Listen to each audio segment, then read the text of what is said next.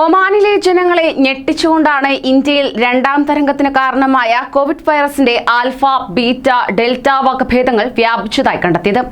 ആരോഗ്യ മന്ത്രാലയമാണ് ഇത്തരത്തിൽ അറിയിപ്പ് പുറത്തുവിട്ടത്. കൂടാതെ രാജ്യത്ത് കോവിഡ് പരിശോധന നടത്തിവരുന്ന ലബോറട്ടറികൾ വ്യാപനശേഷി കൂടിയ വകഭേദങ്ങൾ കണ്ടെത്തിയിട്ടുമുണ്ട്.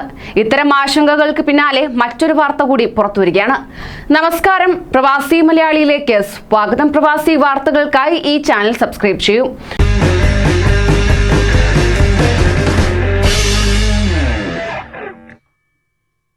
ഒമാനിൽ കോവിഡ് വ്യാപനം തുടരുന്നതിനിടെ പുതിയ കണ്ടെത്തൽ കൂടി പുറത്തു വന്നിരിക്കുകയാണ്.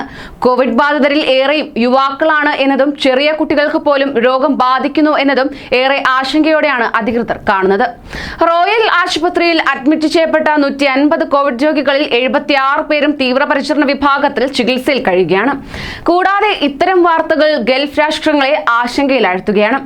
അതിനാൽ തന്നെ അപകടകരമായ സാഹചര്യമാണ് നിലനിൽക്കുന്നതെന്നും 80% രോഗികളെയും തീവ്രപരിചരണ വിഭാഗത്തിലേക്ക് പ്രവേശിപ്പിക്കേണ്ട അവസ്ഥയാണെന്നും royal hospital director general doctor Maher bin Jafar al Barhani അറിയിക്കുകയുണ്ടായി.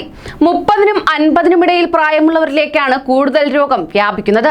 12 വയസ്സിന് താഴെയുള്ള കുട്ടികൾക്കും രോഗം ബാധിക്കുന്നതായി റിപ്പോർട്ടുകളും ലഭ്യമാകുന്നുണ്ട്. ആരോഗ്യ മന്ത്രാലയം രോഗപ്രതിരോധ വിഭാഗം ഡയറക്ടർ ജനറൽ സൈഫ് അൽ അബ്രി പറയുകയുണ്ടായി. അതോടൊപ്പം തന്നെ ഓരോ ദിവസവും മരണസംഖ്യയും കോവിഡ് രോഗികളുടെ എണ്ണവും ഒമാനിൽ കൂടിക്കൊണ്ടിരിക്കുകയാണ്. വൈറസുകളിലെ ജനിതക മാറ്റം കാരണം അണുബാധ വർദ്ധിക്കുന്നു. ഡെൽറ്റ വകഭേദം നേരത്തെ ഉണ്ടായിരുന്ന വൈറസിനേക്കാൾ 60% വേഗത്തിൽ പടരുന്നുവെന്നും ഒമാനിലെ medical laboratory specialist doctor Muhammad bin Sayyid al Toubi Oman ടിവിയോട് പറഞ്ഞു. ആശുപത്രികളിലെ തീവ്രപരിചരണ വിഭാഗമെല്ലാം നിറഞ്ഞിരിക്കുന്നു എന്നാണ് റിപ്പോർട്ട്. ഇതിന് പിന്നാലെ രാത്രികാല ലോക്ക്ഡൌൺ ഉൾപ്പെടെ കർശന നിയന്ത്രണങ്ങൾ രാജ്യത്ത് തുടരുകയാണ്.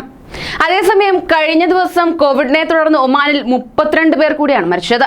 ഇതോടെ ആകെ മരണപ്പെട്ടവരുടെ എണ്ണം 2848 ഉയർന്നു. 1886 പേർ കൂടി പുതുതായി രോഗബാധ സ്ഥിരീകരിച്ചു. മൊത്തം രോഗികളുടെ എണ്ണം 2,56,542 ആയി. 1733 പേർക്ക് കൂടി രോഗം ഭേദമായി. 2,24,077 പേരാണ് രോഗമുക്തർ. 87.3% രോഗമുക്തി നിരക്ക്. 189 പേരെ കൂടി ആശുപത്രിയിൽ പ്രവേശിപ്പിച്ചു. 1541 പേരാണ് ആശുപത്രിയിൽ ചികിത്സയിലുള്ളത്. ഇതിൽ 464 പേർ തീവ്രപരിചരണ വിഭാഗത്തിലാണുള്ളത്. കൂടുതൽ പ്രവാസി വാർത്തകൾക്കായി ഈ ചാനൽ സബ്സ്ക്രൈബ് ചെയ്യൂ.